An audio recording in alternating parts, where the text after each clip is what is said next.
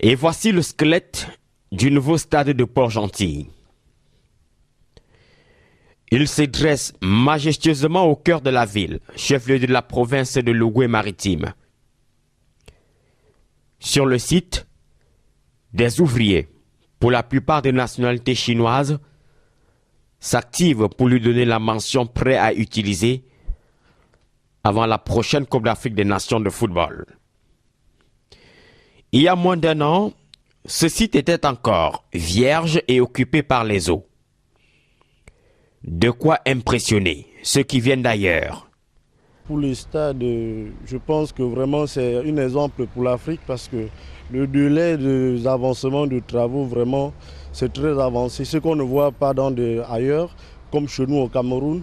Donc, à moins d'un an, nous, on a un stade à ce niveau-là. Vraiment, c'est à féliciter, quoi. Donc, par rapport à ce qu'on voit chez nous et la qualité quand même du travail. Parce que chez nous, on s'attendait peut-être le stade de Limbe à un grand truc. Mais aujourd'hui, on a vu ce qu'on a vu. Bon, quand je regarde ce qu'on fait de ce côté, je dis, bon, pourquoi pas chez nous? Port-Gentil, c'est aussi et surtout ces installations pétrolières qui coiffent la mer.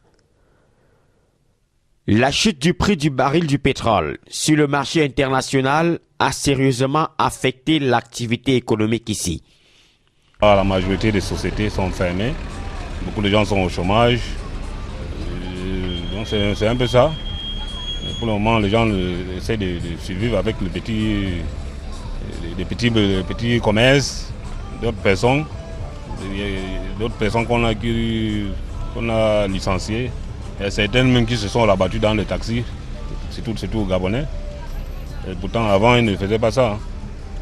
Donc maintenant, pour le moment, on attend, voir ce que ça va donner. Et ça fait un an et demi que nous on vit la crise économique qui fait en sorte que les activités sont en baisse. Mais on sait après les élections tout va aller mieux parce qu'il y a baisse de la crise. La crise c'est partout, c'est en Guinée, la Guinée vit aussi la crise comme le Gabon, nous on ne vit que du pétrole à Port-Gentil. Mais je sais après les élections tout va aller mieux parce que toutes les sociétés qui ont fermé, ils vont encore ouvrir après les élections. Malgré tout, Port-Gentil vit et le marché Grand Village respire.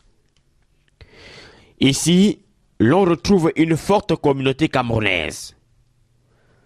Ce matin, nous en rencontrons dans ce couloir dédié à la coiffure.